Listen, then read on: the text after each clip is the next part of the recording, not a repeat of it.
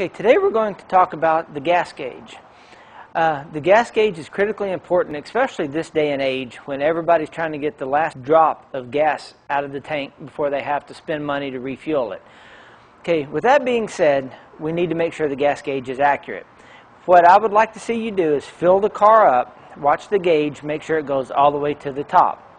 At that point, we will know we'll have roughly 12.5 gallons or so of gasoline in the tank, and that will vary between manufacturers. You may have to look in your owner's manual to find out the total capacity. Now you want to drive until it's just about empty. Now keep in mind, on this car here, I'm probably getting somewhere around 32 miles per gallon, so you'd want to keep a close track of your mileage and try to make sure the gas gauge moves accordingly. If it does not, if I've driven 350 miles and my gas gauge still reads full, now I need to start doing some troubleshooting. I'm going to start with the fuel gauge itself. Is it getting a signal?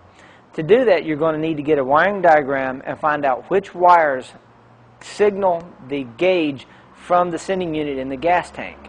Now be careful with this one. A lot of the late model cars are activated by the BCM, and it's all electronically controlled through onboard computers and data connection lines.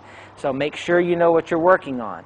This one here, on the other hand, I've got a straight wire from my fuel gauge back to the sending unit in the gas tank. You would need to remove the instrument cluster and take a ohms resistance reading on that wire and measure that with what should be in the gas tank. If that reading is correct at the fuel gauge, you would then need to move toward the sending unit in the gas tank to find out why it's not operational. Chances are you're going to find a stuck float or a faulty sending unit, but you need to go through the motions to test that before replacing any parts.